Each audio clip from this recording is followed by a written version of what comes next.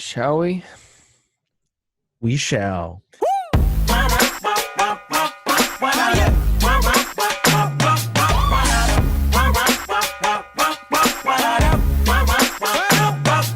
everyone, welcome back to the Brotherhood Project. I know it's been a while since you've heard our lovely voices, but today Austin Traxel, and joined with my co-host Philip Salmon, and we are back after taking a week off to kind of take a little break, visit some family and whatnot. We are back, and Phil is with me as per usual. Phil, how are you doing today? Oh, well, it's good to be back. It certainly is. As we were kind of counting down the days until when we would usually upload, I was like, man, we haven't recorded anything. I was like, wait, people are gonna wonder what Austin thinks. And I was like, wait, he's probably he's visiting family. And I was just like, I got Mother's Day is coming up, so I was like, I just gotta go through that. So it's been a fun 2 weeks since we've uploaded, and I think it's good to be back, but I think it was a well-needed break, which is interesting to think because of, we're on this long hiatus to some extent, Yeah. What do we need a break from? Yeah, like, why do you need a break from? But no, I think this week's been pretty good. I think as things are slowly opening back up, my energy levels are a little bit higher on a lot of things. But no, I'm doing well. It's good to be back. Yeah, so we spent Monday through Friday at my sister's house, and we were just visiting very briefly with family, and we came back on a Friday, and now it's Sunday, but to me it feels like it's Monday, and I'm so lost right now. It's like jet lag for coronavirus. I don't know. Yeah. I think that's like one of the number. I would say that's the number one issue that most people are having. They don't know what day it is. Yeah. I think everybody thinks it's Wednesday. Yeah, and you think about like churches on Sunday, because usually like the weekend is to go rest. When the week gets disrupted by a couple of days off, but like we don't have that. So like even Sundays don't feel normal anymore because we're either resting every day or working every day. There's no boundaries between what and when you can work. Yeah, that's the interesting thing when like we're set, like we have to make our own like foundation. We have to kind of set our ground rules for what the week's going to look like, and when we really are left up to, it's not that we're inadequate, it's really hard to do it when you don't really have a lot of structure, not a lot of responsibilities, you know like going to church, going somewhere, grabbing dinner, Yeah. catching up with friends. It's an interesting thing, but I think we're on the cusp of getting out of this. But I don't think I think this is just a battle in regards to the war that we're fighting with COVID. Yeah. So, And it'll be a lot longer than a month. that's for sure. That's for sure. But the funny thing is, it hasn't been a month. It's been 2 months. Yeah, I don't even know what year it is. Yeah. So I might have already had a kid by now. Congrats. Well, don't tell my mom, but she would be very upset if I didn't tell her. But Yeah. in regards to, I think that everything that's going on, I think it's good to be back. I think having, the weekly upload and making sure that, we're getting some content out there is good. I think last time we had Paul. We had Paul on. I think last time we had Paul. Well, and then we did the episode with both and right We after did. that. Yeah, that is true. Yeah, and then I'm not going to spoil it yet, but we have some guests lined up for next episode and the future that are a step up to me and Phil. We're really excited about we're some used of the to guests. Yeah, we're used to having people on that like we We know know. and we have experience. But now, like I was thinking about it, we were talking about it. I was like, I'm gonna do some research. Like I'm gonna dig on Yeah. on these Our people. first guest with the Wikipedia page. Yeah, that's a So good there way. you go. I, Yeah. I think that's gonna be. I think it's gonna be a lot of fun. I think it's gonna change the dynamic of a lot of what we're gonna do and what we're gonna learn from. But I think it's going to be the same content, in regards to, I'm going to be Yeah. awkward. I'm going to be crazy to some extent. But, I think over time as we've developed and gotten more experience, I think we've gotten a good grasp on what this project is looking like. Yeah, it was nice that we were able to make a fool out of ourselves in front of people that we already know Yeah. and not blow it for people that we're just meeting that we're trying to work with. So it should be a good experience. Glad that we have today to kind of brush off the rust. Yeah.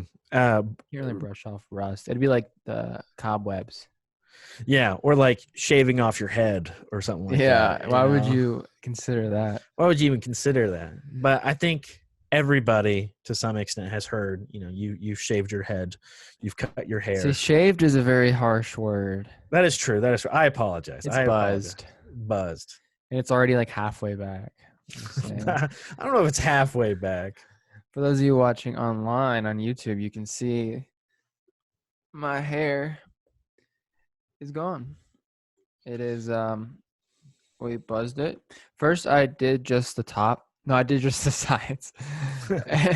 And I was like, oh, I wonder what this would look like. And it looked okay, but it kind of looked like a mushroom top muffin Yeah. kind of thing. So I undid that by just buzzing the rest of it off. Yeah. I mean, yeah. I think it's certainly a good breath of fresh air. It's tough because one of the reasons why I grew my hair out was because you were growing your hair out, and so I've been like looking for motivation and keep on growing it. But like I've always hit the point of like the awkward stage, like at the very beginning, where I was just like I just can't take it. But because we can't really get out. I don't really have to struggle with that, and so I've kind of grown past that stage, literally, physically. But I found more motivation. A close friend of ours, Melcher, he's growing his hair out. Really? Yeah, and then Patty already has his hair out long, and I don't know how much longer he'll have his hair, but I think it's cool to get to the opportunity of potentially growing out long enough where you can donate it. I don't know if I'll get to that point, but yeah. We'll see. Yeah, no, I almost made it a year, but I think I made like 10 months. No, I made it like 11 months and I think it was 11.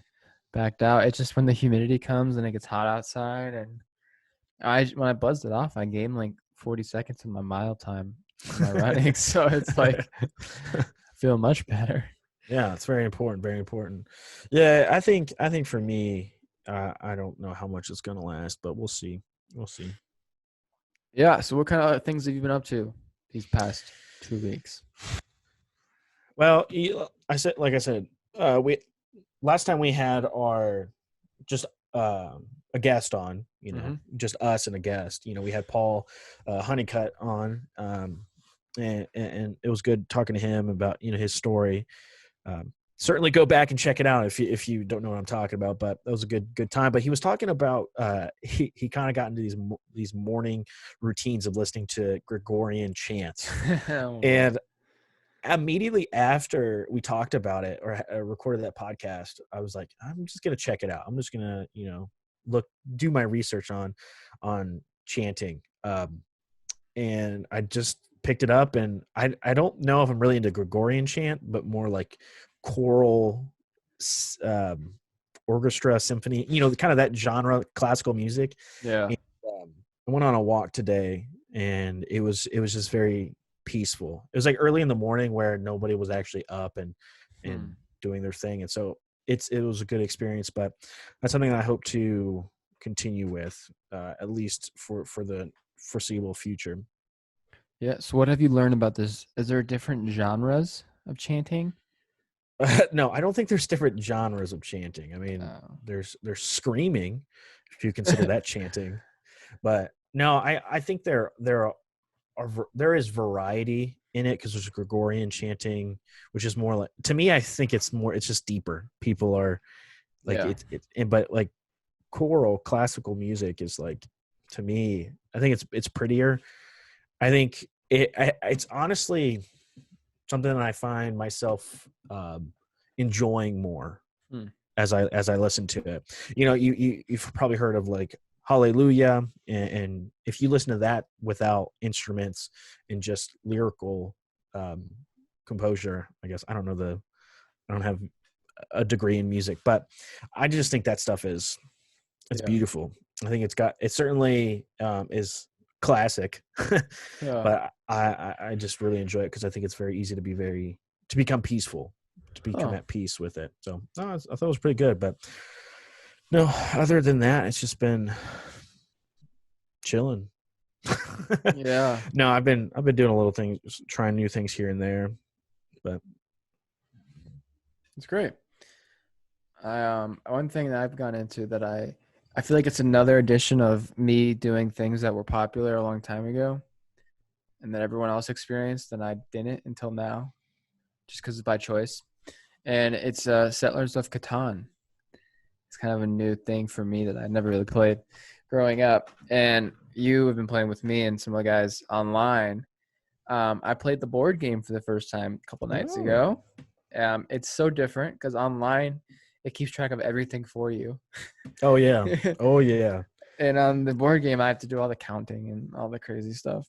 Um, You but I only have to really, count to 10. well, yeah, but then you have to count the cards and the cities and the settlements and the sheep. Math is Um, not your forte. Actually, I'm pretty good at math. Surprisingly, it's just when a board game, I like it when the computer does all the work. But yeah, it's something that I've really enjoyed. I think I'm gonna, the next birthday or Christmas, look for like the physical game and like invest into the, because it seems like um there'll be more Catan in the future.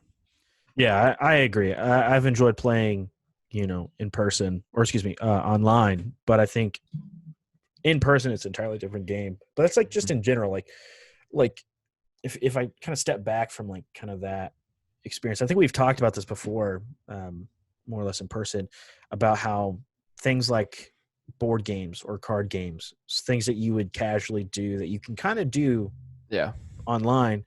I think it like once we get back, they're going to be far more enjoyable than yeah, And that's something that I've been pondering is like things change or how things are going to change. your perspective on things. Yeah, in regards to like small things, and I think that's something that's very intriguing. Yeah, no, definitely. I mean, even like the movie theater or Yeah. like certain restaurants. Like I feel like hopefully people are we're not going to be as quickly to like get in, get food, and get out. There's going to be more just enjoying the culture of like being and out and about, out in the world. Like we'll see if movie theaters survive all of this, which Yeah. we'll see. But I was kind of hoping that this would be like the comeback of like the drive-in theaters. Like that would be a lot of fun. I haven't done anything like that.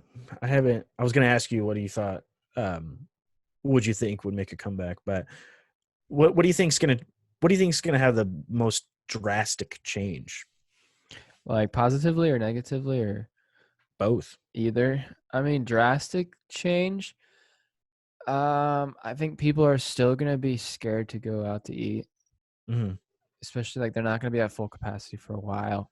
People are still gonna be worried about going to the movie theater. People are gonna be worried about doing things that they can do at home. I'd say when Yeah. they're weighing the risk of going out. Well, it'll be easier to weigh that risk when you can eat at home. You can watch movies at home, stuff like Mhm. that. Things that'll change. Um, shopping's gonna change the way that's gonna go. A lot of people are doing like appointments or like you have to wait in line when like 6 people can shop at a time. Of course, we don't do a ton of shopping, and we do it online if we do it because we know what we want. Um, but yeah, I think restaurants are gonna be different because there's not gonna be as many people in there. So like some restaurants have talked about like putting mannequins in the other chairs, or I don't know. It's just like we're lucky that this is happening right now in the summer because outside there's always more room to spread out. So it's like we can still like go to the hiking and like you can eat at restaurants outside and stuff like that. Now when the fall and the winter comes, like, and if this thing happens again, like I don't know. Yeah, no, I think that's a very valid point. I couldn't imagine like with, seasonal affective disorder or yeah, seasonal affective disorder, how that That's, would have impacted a lot of people I in just realized that acronym is SAD. yeah, that was one of the things I had to teach, and it was Huh. really funny because they were like, "Oh, I'm so sad," and I was like, "Okay, here you go." But no, it's very Haha. interesting. I was actually watching, read up a little bit on Joe Rogan's podcast. He had a doctor on, Rhonda Patrick, and he was talking about how, Hmm. or she was talking about how, a lot of people who are affected by COVID-19 were showed in their results that they were low and insufficient in vitamin D. Mm-hmm. And vitamin D is a connection to SAD, or seasonal affective disorder, because you don't. One of the ways you get vitamin D is through sunlight, Mm-hmm. sunlight exposure. And Sunny D. Sunny D.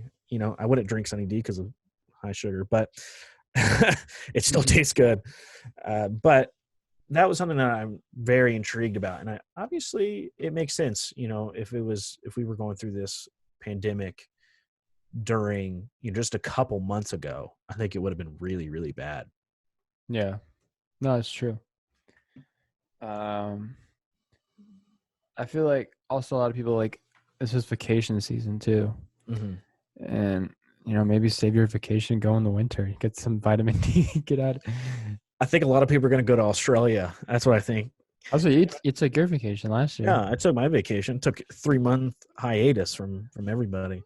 No, I do think that would be a good. I guess the Southern Hemisphere would be a great place to go to during our December. You know, Sad. sad season.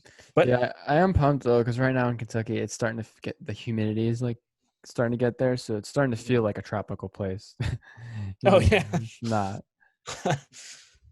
no, I think. Well, but I mean, I'm not too worried. I would say, I mean, you cut your hair because of the humidity. I've never been a huge fan of humidity, but I Yeah. think, this summer I get the chance, hopefully, fingers crossed, to do camp again and be a seasonal director. And I think that's gonna be a great opportunity to give, kids who have been locked up, and parents who have been locked up with Jail. those kids, in jail, in prison, no, at home, a way to get out. But hopefully we can do that. But I'm just curious to see how even that's going to be played. So I don't know. I think Yeah. we've been talking briefly, and we've definitely have talked before about how things are going to change after this. It's funny. I think most of the time I remember is when we talked to Paul, but because I think it was one of the latest ones. But we talked about how in that episode we talked about how a lot of the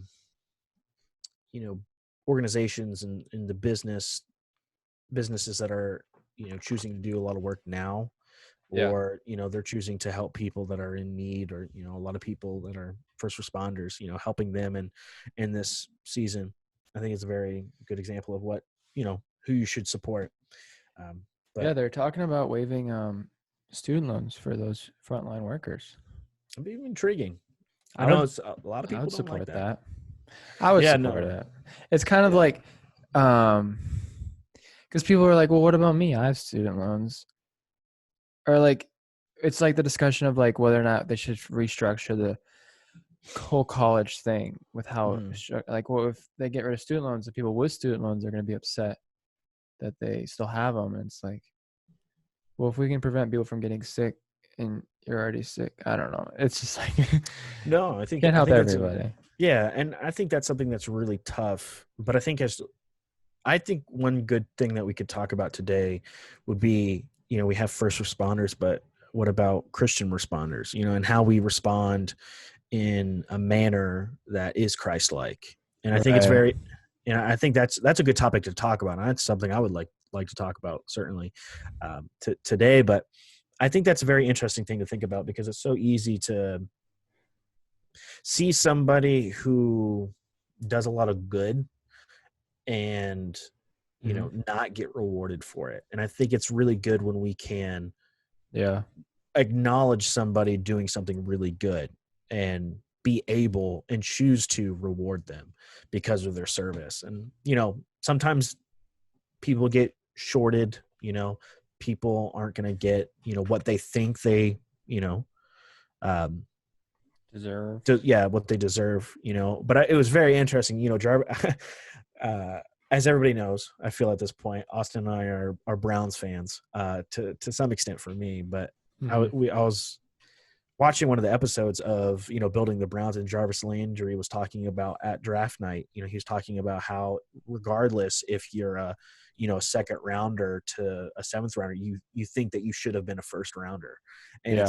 it's something that's very interesting to think about, people's perspective on things that lead, and how that perspective leads them to respond in a way that may not be Christ-like. Mm-hmm. And that's why I think it's really good to check yourself, Yeah. Definitely, especially right now where everyone is at home and they have access to Facebook Mm-hmm. and they're all letting their opinions fly. Man, Yeah. I've wanted to do a fast of Facebook.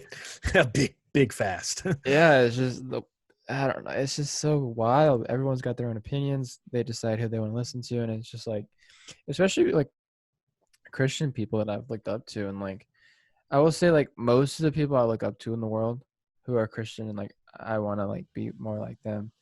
A lot of them aren't vocal on Facebook. Mm-hmm. They're not vocal on social media because they recognize like the dangers and like the toxicity that can come. And I've noticed the trend that, people that I look up to aren't partaking in those conversations. So I try to stay out of them. I've also like come to the realization that like I don't owe anyone on Facebook anything. So it's like if I don't want to be friends with someone who's posting stuff I don't want to see, then like I don't owe it to them to be like their friend. I can just remove them and or just get off Facebook. Like you don't owe anyone anything on there.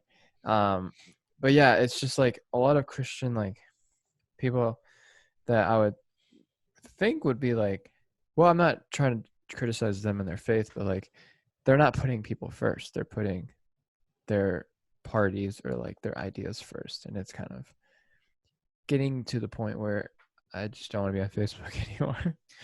Yeah, I feel like Facebook in itself has always been a huge target in this regard, as it is and has been for some time. It's good to have freedom of speech, and you also have the freedom not to go on Facebook. And I think it's a smart decision to stay off of it and really just avoid it, which is really tough because like I remember a couple of years ago, like when Facebook wasn't that, like Facebook was a great source, it was really a good medium for us to connect and communicate with people, and it was good. But as all good things often seem to be, there can always be a wrong turn. And I think it's a very tough dynamic to work with, because a lot of churches nowadays, because of COVID, are moving online and they're utilizing a lot of the resources that they can get from Facebook. Yeah. But at the very same time, like some people just avoid it. And I think it's a very smart decision to, be diligent with how you utilize that resource, because I love posting pictures and sending it to people, and it's great, but it's really tough, with COVID, and especially being an election year, it's very tough. I think it's always an election year now. Yeah, it's good. Yeah, it seems to be, somebody's getting elected. Yeah. No, I think that's a good point to bring up. Yeah. So one thing to do, especially if you're like home all day right now, is just get off the book and get on the face, or get off the face and get in the book. Ooh, that should be our slogan. Get off the face and get on the book. Unless you're on Facebook checking out the Brotherhood Project, then you will allow it. Yeah, we'll allow it. You can always bet that we'll be monitoring the posts over there and not allowing anything crazy. Yeah, you'll be monitoring what I say and put on there for sure. Oh yeah. Even though I haven't used it and put anything on there. It's okay. No, I think it's a very interesting thing to bring up. But I kind of want to go back to what we were talking about a little bit, about how representation is very key and very important. And I think in essence, that's kind of what we were just talking about. Mm-hmm. But I just think it's interesting to think about how we respond to a lot of toil in our life. Toil, not foil or boil, but toil. Turmoil. But I think for me, that's something that's been on my heart recently, and I've been looking forward to being on the podcast and talking about it, because I'm interested to hear your perspective on things, because I think we've done a little bit of growing up You more than me, of course, as always. But I think as we've kind of graduated Asbury and college has become kind of almost now actually at this point 2 years, Yeah. you know, we've kind of run into new things under, as I want to use the terminology, under the sun, because again I've been reading through Ecclesiastes very enjoyably, but he again talks about, toil under the sun and how our toil in our lives has changed and how we respond to that.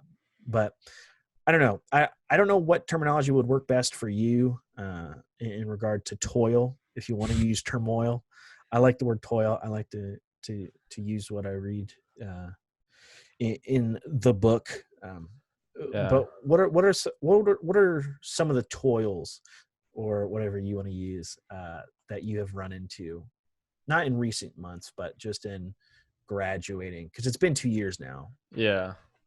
Okay, so toil, work Do you not extremely know what? hard or exhausting physical labor.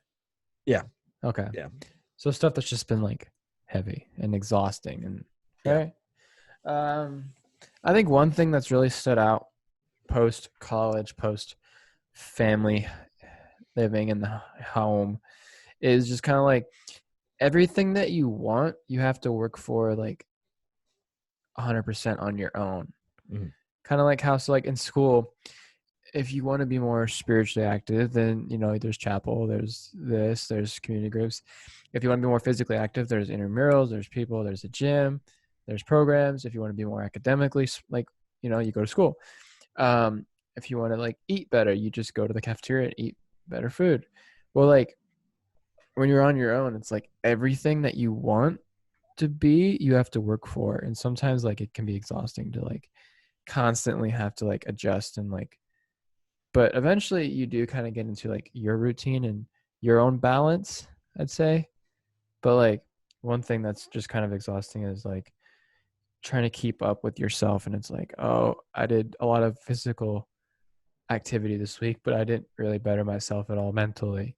And it shows. Or like I didn't eat well at all, but I ran a lot. Like, there's just like a balance that like, does that answer was that along the lines of your question? Your Yeah, toil. yeah. No, I mean, there's it's certainly easy to not focus on the toil, or not feel the burden Yeah. of the toil when things are, you know available as a resource, so it can ease that, it can bring joy to whatever it may be, because you can find joy in chapel, you could find joy in intramural, certainly, as we have, and especially as you have as champion, Yeah. but I just think it's very interesting. One of the things that I love most about Solomon is he really encourages when you toil to show joy, uh, and for those that choose to eat and drink, to embrace the toil, and not the and be able to respond in joy, because there's a lot of people even nowadays that are really struggling, um, and Christians that are struggling and dealing with a lot of things right now, rightfully so, but how they respond can make or break their faith to some extent. And I just think that's really interesting. Representation is key, but I just think being able to define that toil and share that with one another and respond in a way that is respectful, but that is Christ-like. And I think in joy, that is Hmm. something that is very interesting to think about.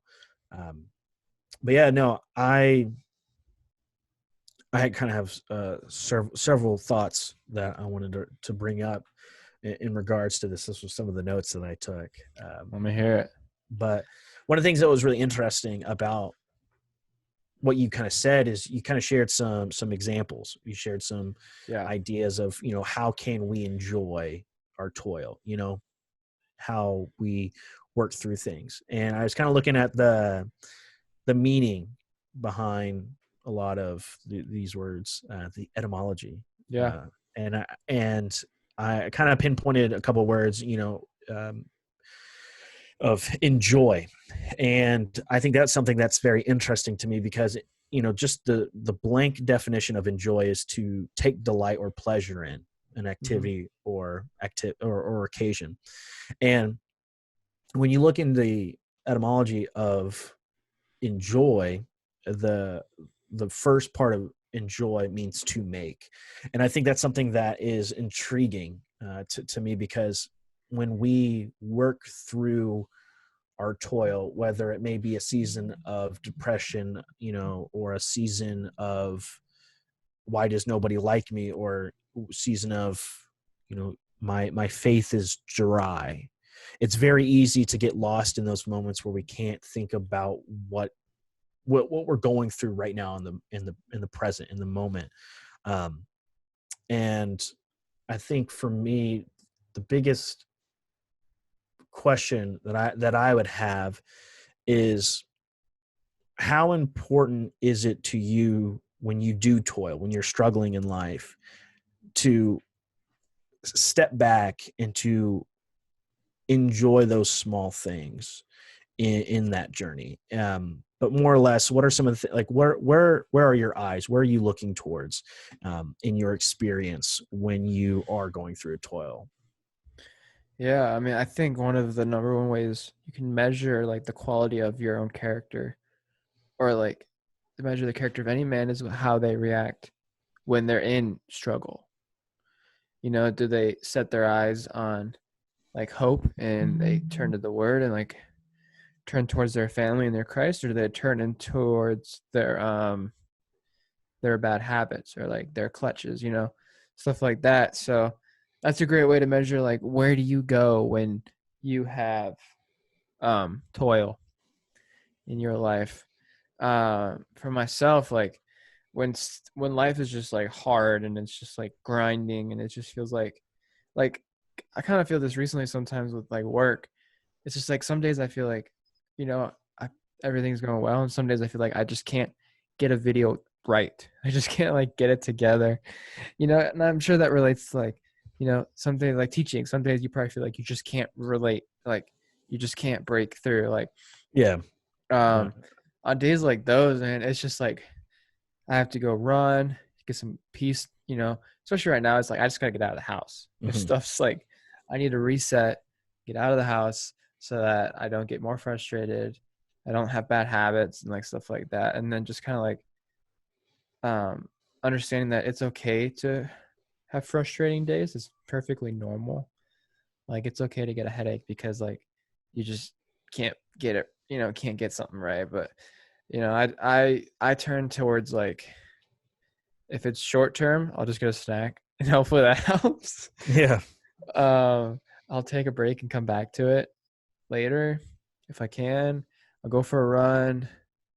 And I'll try to find something that like inspires me.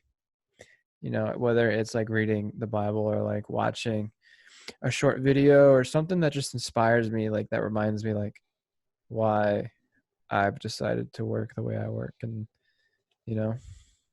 Yeah, I think that's something that raises another question to me is, I often find myself seeing people who, strive in their toil to the point where they kind of lose themselves. And it seems Hmm. to me in your response that when you do find yourself kind of like wavering in your walk or in your toil, like there's things that you've learned about yourself, or you've learned that help you refocus or rejuvenate your your discipline and your desire to enjoy the Hmm. toil that you have. And that's something that I feel like is very hard to come to Yeah. be able to enjoy the toil, to enjoy the process. But no, I think that's a very interesting thing that you talk about, because that just raises that question, where how important is it to have, I don't know, how do you think it's important to have the those extra those small things that allow you to, not so much refocus, but kind of take your mind off of whatever the situation is, because I've had lessons before where, I'm like, oh, this lesson's not too good. I don't know how to make it right. As you were saying, you might have a video where you just can't get right. Yeah. Do you think it's like, what do you think it is? Is it the being able to, focus on something else that allows you to refocus? Like, what is it that helps you? I don't know. I'm just curious about diving deeper a little bit about like what it is that allows us to, refocus in that journey, in that process. Yeah, I think it's kind of, yeah, it's like refreshing yourself and refocusing on something else so that when you come back to it, you have kind of a refreshed mindset. It's kind of like if you're like you're writing a song and you're listening to the song and you listen to it over and over and over and over again, well, your perspective of that song changes over and over and over again because you hear it over, it, you know it so well. But you know how like you hear a word a bunch of times, and then after a while, you're like, that word just doesn't sound the same as it used to. Yeah, Jeremiah 29:11. Yeah. I meant more of like the word, pencil. Yeah, Yeah. yeah, Your pencil, pencil, pencil is like, what does that word even mean now? It's kind of like that. I mean, like, you're like, what am I even trying to do here? Because if you're working on it so long, it's like, what concept am I even trying to teach? Or like, what is yeah. this video even about? Why did I sign up to do this? I don't even know what I'm trying to do here. Like, and I think just focusing on something else. That's why, like, a lot of times I'll have like 3 projects going on at once. Mm-hmm. I'll just bounce between each of them. When I'm done with the other one, I'm like, okay, I can't focus on this one, so I'll go to the next one. So I think it's the refocusing on like your perspective and your mindset that kind of like hearing the word over and over again. Mm-hmm. It takes you back to where, okay, that word pencil now just means pencil. It doesn't sound totally whack like it used Yeah, to. I think that's a very interesting thing.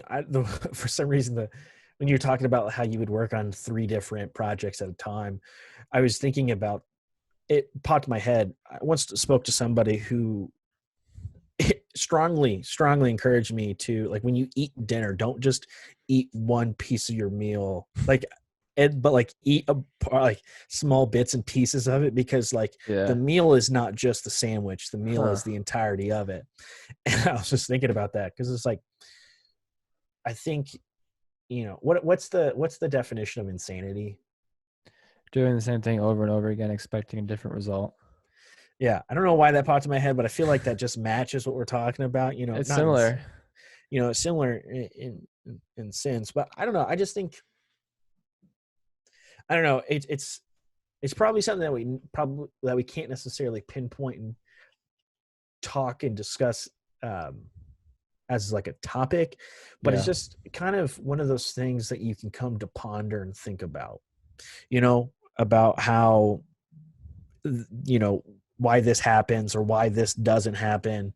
Um, but I think, again, I was reading Ecclesiastes 8 today, and that's something that Solomon briefly discusses. He talks about how often you can wonder why, when you seek wisdom, you can try to answer all the questions, but you will never truly know why things happen. You might ask why, someone who does bad things, gets praise, or why Yeah. somebody who does good things doesn't get the praise. We kind of briefly talked about that, but it's something to think about, because right after that, he talks about um, making sure to embrace joy, by Hmm. eating and drinking. And again, this is me just like connecting 2 dots that probably should not be connected, as always, what I feel like most of the time is going through my head. But no, I just think it's a very interesting thing to talk about, kind of what allows us to unlock ourselves. Because I think we get like tunnel vision on things. Mm-hmm. When we focus on something, and for some people, they can really thrive in it. But there's certainly got to be some other disciplines that you have in your life that you've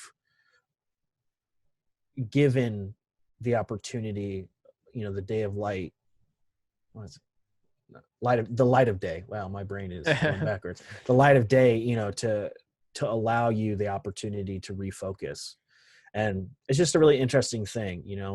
One of the things that thought about was mastering your craft. Yeah.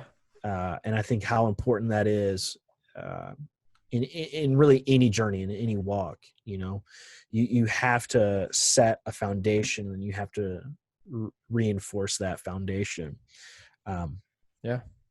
But no, I just think it's a very interesting thing to talk about. That leads into an entirely different discussion. But I'll just kind of slow my horse right now. Sneak peek. I've made you not be able to talk. I was gonna say I combined peek and preview. I talked to somebody yesterday, and they were telling me how my text messages don't even make sense. And I'm like, I try to put time and thought into my responses when I text. I'm like, they don't even, like, I use periods and commas and stuff like that. People are like, I don't understand what you're saying. I'm like, well, I guess you're not on my brainwave. As most people aren't. That's funny. But yeah, that's definitely something that you can dive into another show more in depth. What have you been pondering? Sometimes I feel like I'm the only one that ponders things. not in this podcast, but just sometimes I'm on like a whole nother topic, and like people have no idea how to follow. I haven't really been pondering much. It's just kind of like, it just feels like we're stuck in like glue right now as a society. Like everyone's trying to move forward, but they don't remember that like we're going through something. They refuse to like recognize it. I don't know. Yeah. And I'm just kind of like bored. I'm not bored. I got a lot of stuff to do. It's just kind of like, I want to go out and like play catch with somebody. Yeah. And, like, do something. Yeah. But yeah, not too much. One of the questions that I have right now is like, do you just like hang out, like when you're by yourself, do you just like ponder questions? Like, do you think about it? No. See, I don't know what's wrong with, like, is something wrong with me? You're a philosopher. Hence the philosopher. Now, I think it does feel like we're in glue right now. I don't think we're at, molasses right now, but, I like that word better. Some people are more watery glue than others. That's true. But then there's those people that are eating the glue, which is tough. So I've got to be careful. No, I think, I don't know. I think that's a very interesting thing to think about, because it does certainly feel like glue, but I would say like it hasn't really hardened yet, because I think we're still getting through this process, but I think the toughest thing, as we talked about earlier, is like how things are going to change after this. We don't know how this is going to affect, next year. Is it going to come back stronger? What are we going to do to make sure that we don't cause it to go big? Yeah, I mean, and a lot of like, I feel like a lot of people are going to refuse to do what we just did again. No matter what. There's got to be a better way, though. Well, I don't know, because what we did makes sense to me, and it worked. So from what it appears, it's just like a lot of businesses, a lot of people aren't going to be willing to do that again. Yeah. Yeah, and I think that's going to be really tough. I don't know. Part of me is like, at the end of the day, like, I think there are ways we could have made it where, yes, people will probably still need to work at home, but I don't think we have to go to the severity that we. But here's the thing. I was talking to my mom about this on Mother's Day, actually. Mm-hmm. What's so funny is like, this is the best case scenario this is the best case scenario that we could potentially see now, because this is our first experience with this pandemic. Like, we've had other pandemics in the past, but because of how unique and how severe the damage could have been, the way that we responded now only gives us insight on one thing, and so it's almost as if we have to try another, not that we have to, it's either that we stick with what we did this year. Like, just say hypothetically, if COVID-19 or something similar came next year, 2021, yeah. I don't even know what year it is. But, it could very well be the same, how we respond, or it could be entirely different. We could try something new. Yeah. I just think that's a very interesting thing to think about. Um, yeah, I don't know. It's just something I was pondering. Yeah. No, I don't know. Not an expert, so Can't just think about it. I'll just pretend. I'm not trying to act. I'm just trying to have a discussion. Yeah, no. I think right now, um, the thing is like the numbers were so low because what we did. I think because what we did worked. They weren't as high as what was projected because that we did everything. Yeah, yeah, I don't know, but it's hard. It's like fighting an invisible monster because we haven't seen it affect us really, except yeah, a couple of people. yeah. So I'm just really, I'm intrigued to see how things play out, but I'm actually more interested in how people respond to it. Within the yeah, Christian community, I think is something that is really tough. And we saw maybe not the best response to it at first from some people, yeah, but I think it's important to think about, how do we respond amongst or during, a pandemic. And I think a lot of people, um, a lot of churches, have done a lot of good out of it.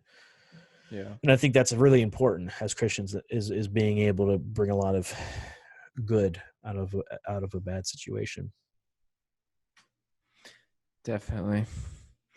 Well, we are nearing the hour. So it's going by pretty quick. I think we're around 5-0. It doesn't really take me too long to hook on to something and run with it. So Yeah, but I think that's pretty much everything we had, right? well, I mean, we could definitely talk for more. Well, at least I can. But I think next episode will be one that people should look forward to. I think Yeah. it's going to be a great opportunity for us just to you know Ooh, shine the. car just crashed. Oh no! Oh yeah! For those that don't know, Austin is watching live sports, For the first time in 60 days. watching some NASCAR. Yeah. In closing, I just again, I don't see you as a NASCAR fan. I'm not, but it's the first live sports thing in 60 days. There's no fans and a car just ran into the wall, so it's got my attention. There was UFC a couple days ago. Yeah, you got to pay to watch that. You can watch it online. I'm not condoning it, but There are certain things I'll watch. Try to watch for free, but UFC is not really in that category. yeah. Is NASCAR? Because I know we talked about. Well, I think we briefly talked about Paul watching NASCAR, but is NASCAR big in Ohio? No. It definitely feels like a Southern thing. Yeah, there's probably like 2 people that watch it. That's fair. I think there's like a track. No, that's in Kentucky, right? Yeah, there's a track in Kentucky. It's like in between Cincinnati and Louisville. I'm not sure. I'm not the NASCAR fan. I don't know, but the Ally Bank car just crashed. That's all I know. So. Oh no, I bank with them. Yeah. I'm looking forward to next episode, and I think it's gonna be good. Yeah, it'll be one for the books. I'll give you a hint. He is a recording artist. Ooh. Yeah. Well, if you've made it this long, then you know the the inside. You got the hint. But yeah, this has been a episode of the Brotherhood Project. I am Austin Traxel, the co-host, along with Philip Salmon. Find us on Facebook. You can search the Brotherhood Project, where you can kind of communicate and converse with the community, or with me and Phil about the episode, or if you have any guesses for next week, that'd be kind of fun. Also on YouTube, where you want to watch the full video of today's episode, you can see that and see my hair and Phil's hair. That's the two most interesting parts about us. All Sure, right. I sure hope not. Until next To the time. We'll top, see gotta ya. start from the bottom.